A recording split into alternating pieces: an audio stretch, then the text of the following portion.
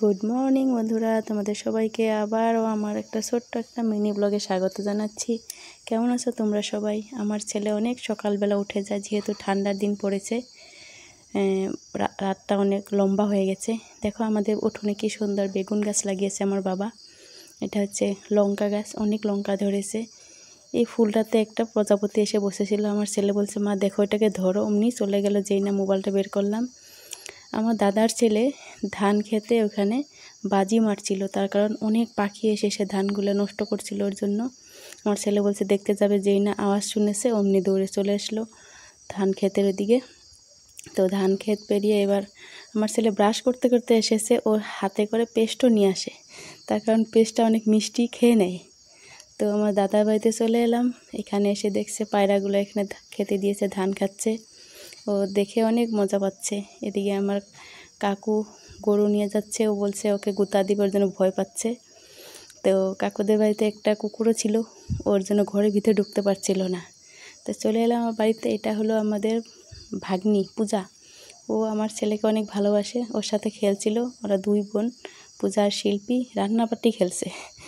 দেখছো, লাউ নিয়ে এসেছে ছোট্ট মতো একটা। ও বলছে লাউ রান্না করবে। একটা নিয়ে এসেছে ফুল, ওটা নাকি চাল কুমড়া ফুলের বড়া করবে। আমাকে বলছিল ও রান্না করবে, আমি খাবো। আমি বলছি আচ্ছা ঠিক আছে। ও অনেক খুশি ওদের সাথে খেলতে পেয়ে, ওরা কে পায়। এদিকে এবার আমাকে বলছে ওর নাকি ঠাকুরও আছে, ঠাকুরকে পূজা দিতে হবে। তারপর আমাকে সব দেখাচ্ছিল। এবার ডিম ভাজি করবে আমার জন্য। ও দেখাচ্ছিল, এটা ফুল এনেছে, ও সবগুলো ভালো মতো গুছিয়ে রাখছে। এবার আমাকে বলবে দাঁড়াও, তোমাকে এখনই দেখাচ্ছি, এটা আমার গোপাল ঠাকুর, আমি এটাতে পূজা করব।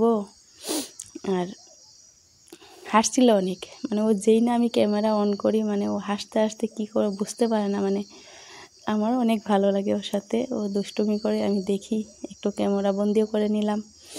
ও দেখবে কি সুন্দর করে ডিম ভাঙবে। এটা ডিম ভাঙলো আমাকে, তারপর এটা গ্লাসের মধ্যে ফেটিয়ে রান্না করবে, গ্লাস মধ্যে বসিয়ে দিবে গ্যাসের মধ্যে।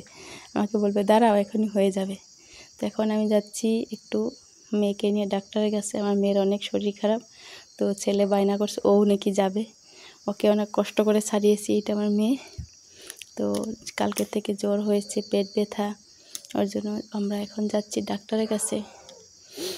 তো কী করব বলো, ঠান্ডা পড়েছে না, ওয়েদারটা চেঞ্জ হয়েছে, সবারই মানে অসুখ হচ্ছে।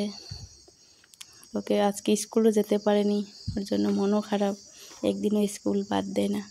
আমরা চলে এসেছি ডাক্তারের ওখানে। এসে দেখি ও মা গো, অনেক ভিড়, মানে অনেক লম্বা লাইন পড়েছে। জানি না কত নাগাদ আমাদের লাইন আসবে। কাউন্টারে বারবার বলছি দিদি আমাদের নাম কি এসেছে, আরও কতজন আছে গো আমাদের আগে।